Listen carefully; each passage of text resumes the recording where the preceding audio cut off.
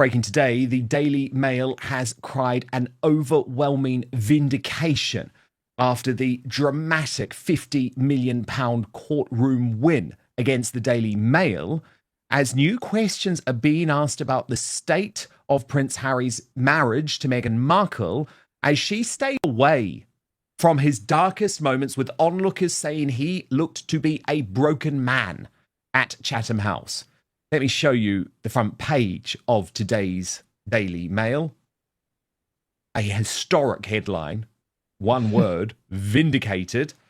But you can see the front page too of the Daily Star, which declares that Prince Harry is now hacked off. And that's for sure, isn't he? And Harry caned is the headline on the front page of the Sun newspaper. But the problem is, Harry can be as defiant in defeat as he wants. But his life's work is now in tatters. He tried his best, as the Daily Telegraph reported, to grin and bear it at Chatham House. However, as Hannah Furness, the royal editor who was there, reported, Harry is not known for his poker face. He is a heart-on-sleeve sort of person, for better and for worse, and the court case result was etched all over his face. And for very good reason. Because he can come out and claim, as he has, that the judge in the case, Justice Nicklin, is responsible for a whitewash and that this is all some type of great big conspiracy. But we can all sit here and laugh and poke at him and say, you have turned yourself, mate, into a humiliation. Because the High Court judgment found that Harry gave limited evidence on the issues at the heart of the case and strayed beyond factual evidence while in the witness box. In other words, he lied. The Duke and other claimants are open to criticism for the way they pursued extremely serious allegations that senior associated staff lied to the Leveson inquiry into press standards. Evidence gathered by the legal research team behind the claims was unconvincing and inconsistent, perhaps because so many of them were criminals. The evidence of a private detective whose alleged forged statement led to Harry, Elton John, Doreen Lawrence and Elizabeth Hurley joining the action was comprehensively undermined. So as Richard Eden of the Daily Mail posted, let's be clear here, Prince Harry is accusing a High Court judge who serves the crown of a whitewash, i.e. a cover-up or corruption. How can King Charles allow Harry to remain a Councillor of State who is legally entitled to stand in for the monarch? Let me answer that, Richard Eden. He can't. Calvin Mackenzie, former Sun editor, writing, grateful if Harry would take his unpaid legal bills, his conceit, his hatred of the UK, and his heartlessness to his sick father and F off back to Montecito. Andrew Fox described the situation as remarkable and added, importantly, remember, in a civil case, the burden is 51%, more likely rather than not. Harry couldn't even prove that. He added, it's so sad. I remember him at Sandhurst as a lovely bloke, but thicker than multiple planks. I hope whoever is advising him gets a grip. The problem is there's one person advising him. Her name, Meghan Markle. And Charlotte Griffiths, the editor-at-large of the Daily Mail, says that it is really shocking that Meghan Markle chose not to be by Harry's side as the Duke of Delusion suffered through this humiliating loss all on his own. The impact on these journalists has been utterly horrendous. Like Katie Nicholl, now the royal editor of Vanity Fair and one of the hosts of Piers Morgan's new royal show, but for a long time, the senior diary editor at the Mail on Sunday confirmed that Prince Harry had indeed invited her to party with him, something that has been now confirmed in court by Justice Nicklin, no matter what Harry says. Don't miss a single update on the stories that actually matter. I'm breaking down the news every day, so make sure you subscribe to never miss a beat. Click that subscribe button right now. So what happens if you're Comical Ali? If you're Prince Harry's Comical Ali and Baghdad, or in this case, your Montecito mansion is collapsing? Well, if you're Chris Shipp of Woke ITV, you remind everyone, despite this terrible, humiliating, career-defining, reputation-destroying result, that Prince Harry has been right in the past. Oh, and by the way, he really likes me. He really likes me. He waved at me. Look at this. It's all one big cabal, and these people have all been exposed in the mainstream media. Good work here from Paula M., who discovered this video of Cameron Walker, the royal correspondent of GB News, who I have been telling you for a long time is now a shill, a propagandist for Prince Harry and Meghan Markle because of his close relationship with Omid Scobie. She writes, look how Cameron Walker exits all shadily the Invictus venue before Prince Harry arrived. I guess he was getting the Sussex briefing. Look at this. And great work from the Royal Grift too, who posted this real photo. Look closely. She writes, Chris Shipp is the new Tom Bradby. Cameron Walker is the new Omid Scobie. In terms of the security, though, she's having a laugh for very good reason. So glad Prince Harry took police off the London streets from fighting crimes to manage this massive, massive crowd. It's journalists, look. And of course, this entire case has exposed Prince Harry's argument, including how he shamefully and disgracefully continues to invoke the memory of his mother, even though Paul Dacre and now Piers Morgan have said, there's no way Diana would have wanted to pursue the Daily Mail. And remember, those two men actually knew Diana. And Prince Harry's visit is going just as we expected. The bloke is so shamed that he's actually been to the Chelsea hospital today without Meghan Markle. And guess what? No crowds turned up. There's no pictures. There's no drama. I'm sure they'll be released once they're heavily edited and probably they've filled in the top of his head because, good Lord, this guy is going bald. But that is a whole other issue. Alarmingly bald, you might say. But on a much more serious note, has the time come after this defeat to now remove Prince Harry from the line of succession? I believe absolutely, and I will reveal the results of a major outspoken poll on this in just one moment. But my friend Alison Pearson, who is the star columnist of the Daily Telegraph, remember the Telegraph is the royal newspaper, is now writing what would previously have been unthinkable, demanding that it is time to remove Harry. She says the Duke's failed court case and disastrous UK visit prove he remains a petulant boy who choked on his silver spoon. And she added, you can bet the Sussexes will not be getting an invitation to the coronation of King William. My guess is the new monarch will act swiftly to create a smaller royal family, cutting Harry and his two children out of the line of succession altogether. And so say all of us. Archie and Lilibet are essentially Americans with no knowledge of this nation. Frankly, it is insulting that they carry British titles, which are all about cachet untethered to duty. No wonder Harry is now making a last-ditch attempt to re-ingratiate himself with Papa, tempting him with access to his own grandchildren to protect his inheritance. There's only one person to blame for this bitter state of affairs, an angry boy who choked on his silver spoon, deserted his responsibilities, trashed the monarchy, and railed against the invasion of his privacy, yet was perfectly happy to invade the privacy of his nearest and dearest for money. Sir, that's not fair. Oh, I think you'll find, people, that it's perfectly fair. The British are no longer wild about Harry. And that is absolutely true because over 40,000 of you have voted in my major poll on YouTube, where I asked, after today's devastating court loss versus the Daily Mail, should Prince Harry now be removed from the line of succession? 93% of you say yes, just 7% of you say no. So let's get to a very special royal superstar panel on this day of major breaking news. Royal YouTube sensation Steph, the Alter Nerd, and according to Taz with me. Tash, look, I believe this is now so serious for King Charles that the line of succession has to be considered, that the royal website has to be considered, absolutely the Councillor of State situation has to be considered. I mean, let's just think about the seriousness of what Harry has done overnight, Tash. In some ways, it's been missed because of the overwhelming nature of the verdict.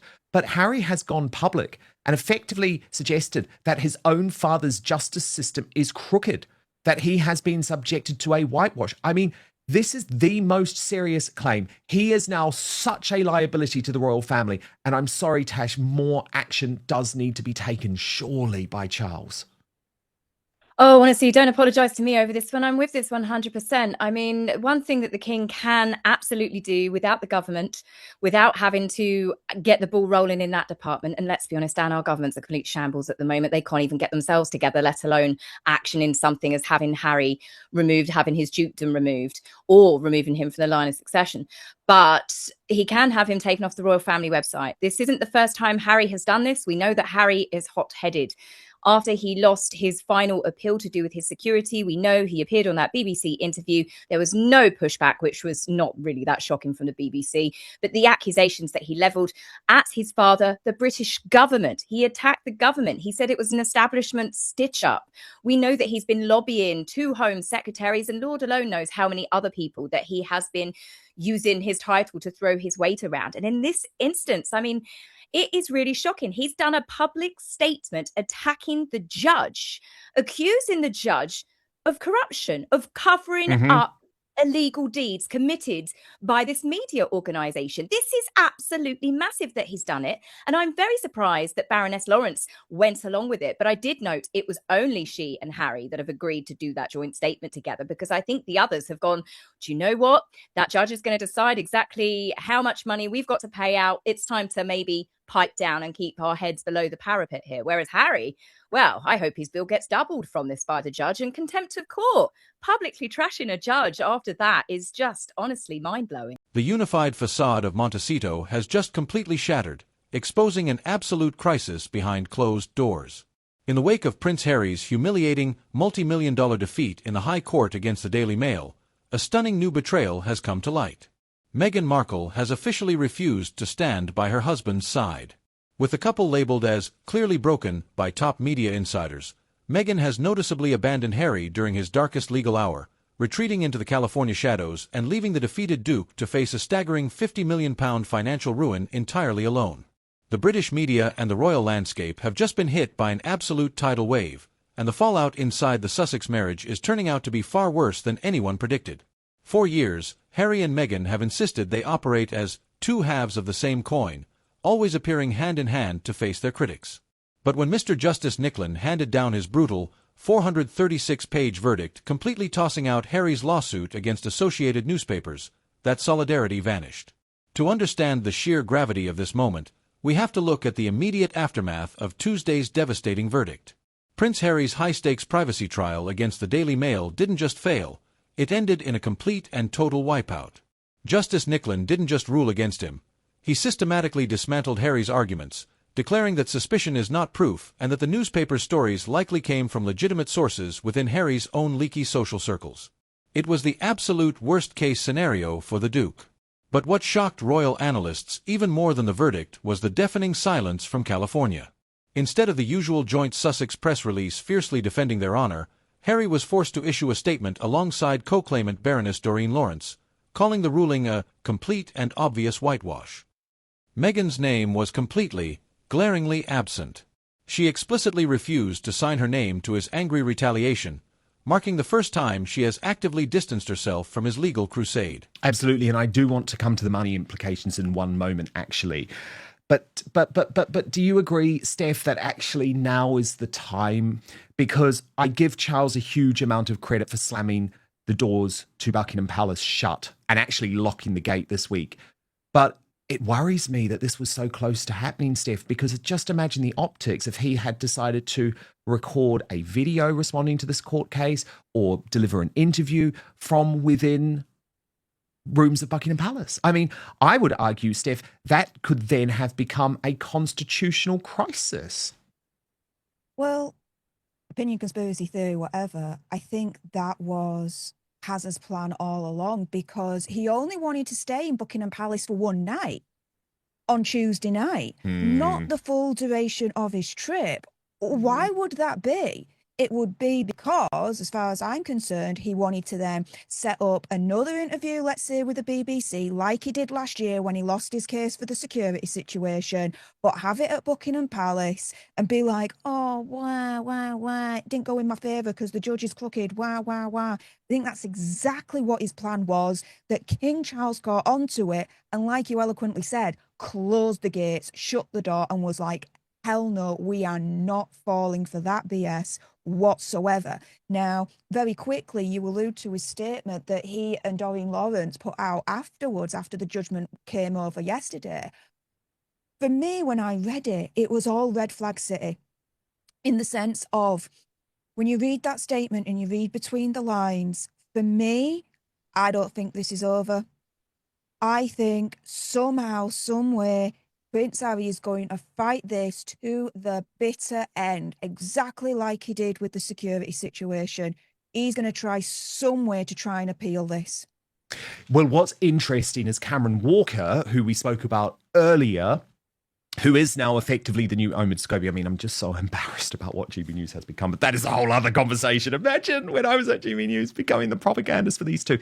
But he actually went on air this morning, live on air, and said that Harry's team have not decided if they are going to appeal or not, which is astonishing. Tash, it very much seems like Charlotte Griffiths is correct on Meghan Markle choosing to stay away for this London part of the trip, not because of security, but because she did not want to be dragged into Harry's courtroom humiliation. I think she very much knew he was going to lose and is doing a bit of I told you so, because remember, Tash, she was meant to be at Chelsea Hospital today in the famous operational notes that were sent to all of the little propagandists on the WhatsApp group. That was meant to be Meghan's big moment, and she wasn't there. And she wasn't there yesterday either, by the way, when he was having some type of breakdown. It's not the first time, though, when there was backlash to do with Spare, when Harry lost multiple times to do with the security court case, when he was in the UK. Whenever Harry has ever needed his wife, probably a good hug, like we saw recently with Catherine coming down that mountain and Prince William being there to give her such a loving embrace, Meghan is never, ever there to support her husband when he needs her. Everybody, including Harry, everybody's got to coddle Meghan, but she should have been there, at the very least, even if she didn't want to make an appearance. You think, given that she is supposed to know the fragile state of mind her husband has been put in by all of this stress, because she often parrots this as well, but there's never any concern for Harry. She's the most targeted woman. She's the most bullied woman. She's the biggest victim out of them. And Harry probably could have done with a bit of support from her, because let's be honest, he's not got many other people in his life willing to stick their neck out and to support him, because he's destroyed all of his relationships. But for Meghan to not be there, even in the background, that to me is not a good marriage. That is not a loving marriage. Even if my husband didn't want to go to an event, if he knew there was potential of me being upset at an event or something potentially upsetting me, he would have been waiting in the wings. That's what you do in a marriage. But Harry is always there for Meghan, and she is never, ever there for him when he needs her. And I think that's very, very telling about the true nature of their marriage. And I don't think it's a happy one. Yeah, Steph, the ultra nerd, Charlotte Griffiths telling me that actually the rows, what she describes as stand-up rows between Prince Harry and Meghan Markle are becoming ever more common. And she says the marriage is now toxic. No. I'm not surprised. The marriage has been toxic pretty much right from the beginning. The relationship has been toxic right from the start. If you're to believe that Meghan Markle actually targeted Prince Harry through her Soho contacts, Marcus Anderson, this, that, and the other, and that she never really married for love. She married for money, status, but then when she found out that Prince Harry wasn't the billionaire that she thought he was going to be, then whoopsie, we're going to have to leave the royal family and go to pastures new in Hollywood to make our billions there. Well, look how that's turned out, right? For an alleged narcissistic nutbag from hell, when anything goes wrong in her life, what is she to do? Blame everyone but herself. Now, Harry's on the hook for a large portion to pay over £50 million in court cases, from this court case, apologies. Money which, if you're to believe the reports, Hazard and Megsy really don't have anymore. No, although I do think a large proportion of it will be covered by insurance, but Charlotte Griffiths says all of that is being ironed out over the next few weeks. I do also feel a little bit mean doing this, but there is a big but, which is that he started it, okay? He started it when he spoke about William's alarming baldness in Spare. And it was actually Andrew Lawrence who found the picture. He's a brilliant comedian here in the United Kingdom. And he wrote, effing hell, mate, Clippers, #1 all over. And then this video has been released showing Harry's very alarming baldness on the way in to Chatham House. And again, I actually don't belittle it really, because we know this is something that very much gets to Harry, Tash, like it is a big, big problem for him. And I think it all is part of this idea that he has unraveled and that the life that he expected to be this sort of young Hollywood heartthrob has not worked out. And I actually do think, in all seriousness, once it gets to that point, you should do a William. You know, William just shaved it all off, and then he had his renaissance. Yeah, Prince William definitely aging like a fine wine, whereas Harry is more like spilt milk. It's unfortunate for Harry, you know, male baldness is something that affects so many people. People can't help it. But it was Harry, like you said, that started it by trying to be very unkind about Prince William, and people in glass houses shouldn't throw stones. Harry and Meghan seem to throw boulders around, really, with regards to everything. But yes, with Harry's hair loss, the amount of stress he's been under since he married Meghan, I think it's definitely sped it up, because he did have a thicker, a thicker Brillo pad of hair until his wedding. And then everything from Megxit and everything else, everything he's given up, everything, you know, the stress of constantly trying to make his wife happy. Well, he's definitely lost pretty much all of it. And it's now, it looks worse because he chooses to keep that haircut. And it reminds me of the hairstyle that monks used to have, where they deliberately shave the bald bit and then keep the thick rim round it, you know, and it is better. I think I've got to agree with the comedian there that he needs to just, you know, give it up, Harry. The hair plugs didn't work. It's time to just let it go. Let it go. Let it go, indeed. Now, the money. We've got to talk about the money. Royal News Network's been doing a bit of work on this, with Brittany posting, here's what we know about Prince Harry's potential legal bill after his spectacular loss against Daily Mail and Mail on Sunday Associated newspapers. It's less than you might think. The claimants, which include Harry, were collectively insured for £14.1 million for the Daily Mail's cost. The claimants also had personal insurance policies of £2.35 million. That's a collective £30.55 million. But if you lose a court case like this, then you are generally required to not only pay your costs, but the defendant's costs as well. So here are the overall costs of the case in December 2025. We know these details as the court was incredibly concerned with the astronomical costs of the case and wanted to make sure both sides knew the financial impact of proceeding and potentially losing the case. Claimants cost £18.7 million. A&L costs £19.9 million. Overall costs £38.6 million. However, after the case was argued over several weeks, the costs are now estimated at an overall £50 million. At this point, there could be an outstanding £22.6 million that's not covered by insurance, and there are potential damages to consider. That will be determined in a hearing scheduled for July 29. The court held an entire hearing to warn the claimants that this case could be a fool's errand, but they proceeded anyways. And now all could face a legal bill of around £3.23 million each, which will probably be easier for some to pay than others. If the damages are significant, that could increase even more.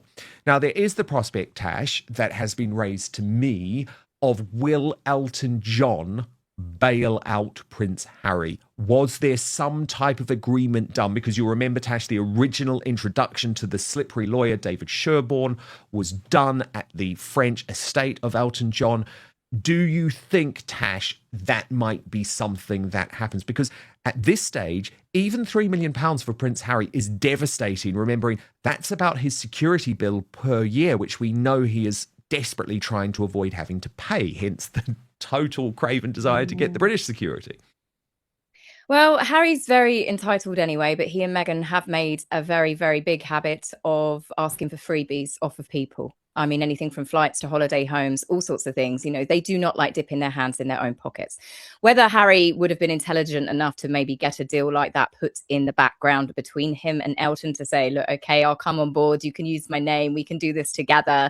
But you need to guarantee that if we lose, then someone will cover my full bill. Because I'm sorry, I don't think Harry would ever think I would lose, because this is Harry's whole problem. He doesn't think like that. He believes that he deserves to win and he should win.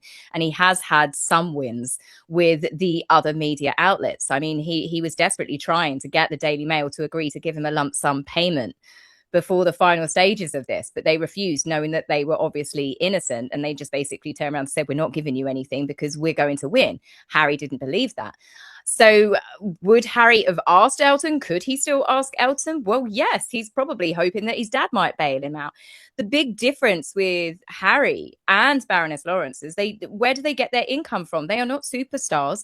Elton John will still earn hundreds of thousands of royalties, millions of pounds, because he is a hugely talented, iconic singer. It doesn't matter that he's practically retired now.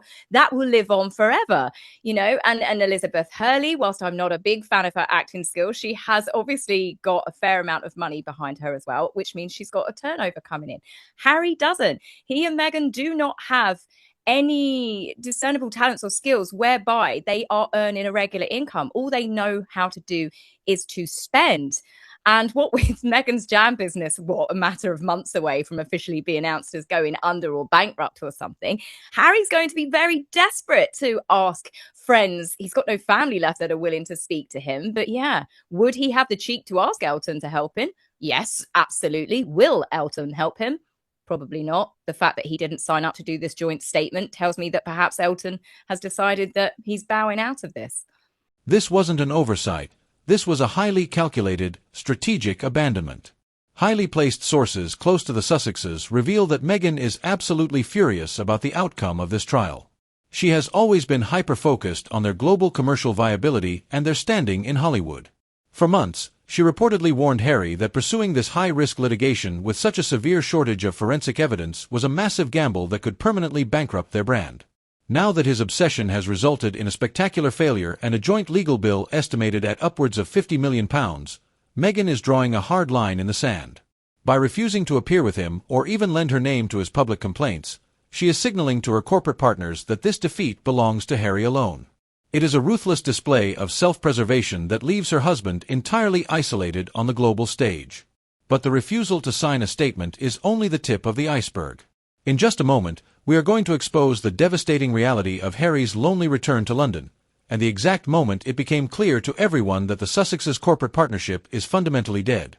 Let's look at the deeper, psychological reality of what it means to be clearly broken in the public eye. The entire Sussex identity is anchored in the narrative that they are a team of global changemakers fighting a corrupt establishment together. But a High Court judge just legally validated the Daily Mail's journalism, proving that ordinary, legitimate reporting was behind the articles Harry claimed were obtained through illegal, dark arts. This legally strips away Harry's armor of victimhood. For Meghan, who is desperately trying to launch her lifestyle brand, American Riviera Orchard, being attached to a massive legal loser who just got scolded by a British judge is absolute poison.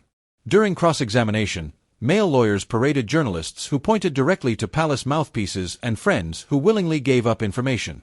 The court's findings completely blow up the narrative that the media forced them out. The public is seeing that the calls were coming from inside the house, and Meghan knows that continuing to defend Harry's losing battle will destroy whatever commercial credibility she has left in America.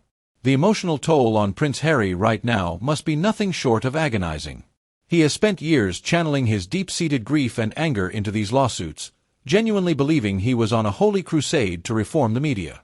To have it end in a definitive public rejection, with the judge essentially calling his claims a baseless fishing expedition, is a bitter, crushing blow. But to face that immense emotional weight without the support of his wife is a completely different level of pain. Harry is currently in the UK for charity engagements, facing a hostile press and a completely indifferent royal family entirely on his own. Insiders describe him as looking profoundly lonely, weary, and deflated. The contrast is stark. When things are going well, the cameras catch them together, but the moment a multi-million-pound disaster strikes, Harry is left out in the cold to take the bullet solo. The financial reality of this defeat is driving the final wedge into their crumbling empire. Associated Newspapers has already announced they will aggressively pursue the recovery of their massive legal costs, and a formal costs hearing is set for late July. With their lucrative Spotify and Netflix deals either gone or nearing their end, a £50 million deficit is a catastrophic blow to their liquidity. Commentators across the UK are pointing out that Meghan's total physical and digital absence is proof that the financial strain is causing an absolute crisis behind closed doors in Montecito. She refuses to be the face of a financial disaster. The lines have been drawn, and the joint Sussex brand is rapidly unraveling before our eyes. This total collapse of solidarity hasn't gone unnoticed at Buckingham Palace. King Charles and Prince William are watching this unfolding disaster with a sense of quiet vindication.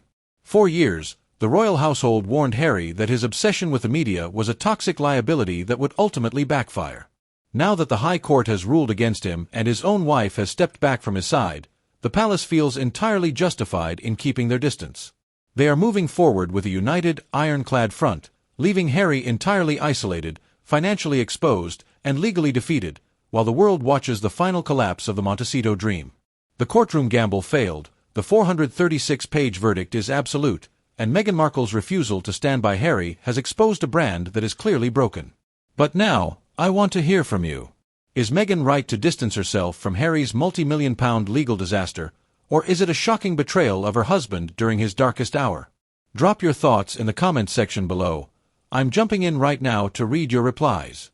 Make sure to smash that like button if you found this breakdown insightful, subscribe to the channel, and hit that notification bell so you never miss a breaking royal update.